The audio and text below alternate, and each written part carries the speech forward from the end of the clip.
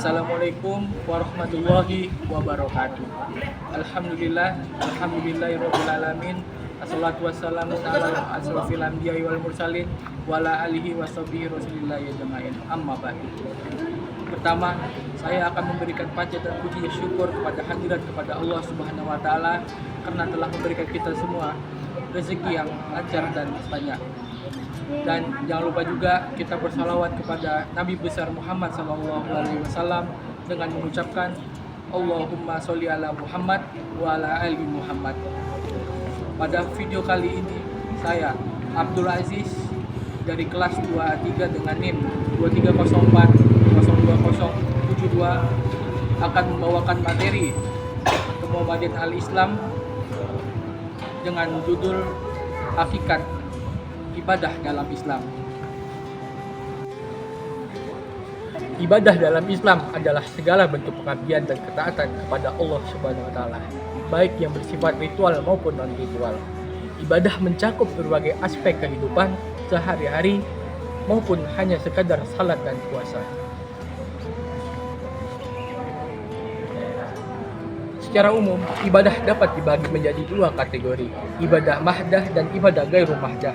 Ibadah mahdah adalah ibadah yang tata caranya telah ditentukan oleh syariat seperti salat, puasa, zakat, dan haji. Sementara ibadah gairu mahdah adalah segala bentuk kebaikan dan amal saleh yang telah kita lakukan dengan niat ikhlas karena Allah Subhanahu wa taala. Hakikat ibadah adalah ketundukan total kepada Allah Subhanahu wa taala, dilandasi oleh keikhlasan dan keyakinan yang penuh. Ibadah bukan hanya sekedar menjalankan ritual, tetapi juga menyentuh hati dan memperbaiki akhlak serta perilaku kita dalam kehidupan sehari-hari. Ibadah memiliki banyak keutamaan, di antaranya mendekatkan diri kepada Allah Subhanahu wa taala, membersihkan hati dari sifat-sifat buruk dan mendapatkan pahala serta keberkahan di dunia dan di akhirat. Selain itu, ibadah juga menjadikan kita pribadi yang lebih baik dan bermanfaat bagi orang lain. Sebagai seorang muslim, kita harus memahami dan mengamalkan hakikat ibadah dengan sebaik-baiknya. Ibadah bukan hanya sekedar ritual, tetapi juga mencakup segala aspek kehidupan kita. Semoga kita semua dapat menjadi hamba yang taat kepada Allah, ikhlas dan beribadah kepada Allah Subhanahu wa taala. Dan berikutlah dalil dan hadis yang akan saya paparkan sebagai berikut. Allah Subhanahu wa taala berfirman dalam surah Az-Zariyat ayat 56 yang berbunyi, A'udzu billahi minasyaitonir rajim. Bismillahirrahmanirrahim. Wa ma khalaqtul jinna wal insa illa liya'budun. Yang artinya, tidaklah aku menciptakan jin dan manusia kecuali untuk beribadah kepadaku. Dan Allah juga berfirman dalam surat Al-Baqarah ayat 110 yang berbunyi, Bismillahirrahmanirrahim.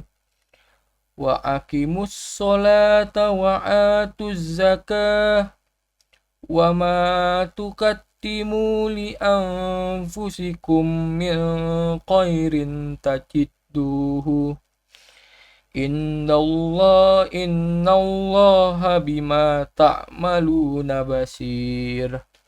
Yang artinya, dirikanlah salat dan tunaikanlah zakat. Segala kebaikan yang kamu kerjakan untuk dirimu akan kamu dapatkan pahalanya di sisi Allah. Sesungguhnya Allah Maha melihat apa yang kamu kerjakan. Sadaqallahul azim. Hadis dari Mu'ad bin Jabal radhiyallahu anhu, dia berkata, aku pernah dibonceng Nabi SAW di atas keledai yang bernama Ufair. Beliau bersabda, wahai Mu'ad, tahukah kamu apa hak Allah atas hamba dan hak hamba atas Allah? Aku menjawab, Allah dan Rasulnya lebih mengetahui. Beliau bersabda, Hak Allah atas hamba adalah agar mereka beribadah kepadanya dan tidak menyekutukannya dengan sesuatu pun. Sedangkan hak hamba Allah atas Allah adalah bahwa Allah tidak akan mengazab orang yang tidak menyekutukannya dengan sesuatu pun. Aku berkata, wahai Rasulullah, bolehkah aku menyampaikan kabar gembira ini kepada orang-orang? Beliau menjawab, jangan engkau kabarkan kepada mereka, nanti mereka akan bersikap bergantung atau pada keutamaan itu. Hadis riwayat Bukhari dan Muslim.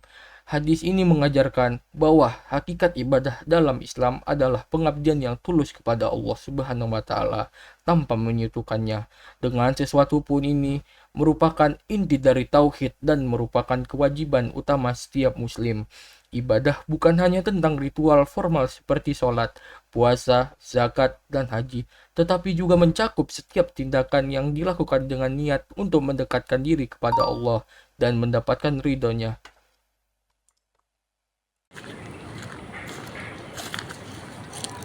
Sekian materi yang dapat saya sampaikan, lebih dan kurang saya minta maaf karena kesempurnaannya milik Allah. Wassalamualaikum warahmatullahi wabarakatuh. Waalaikumsalam warahmatullahi wabarakatuh.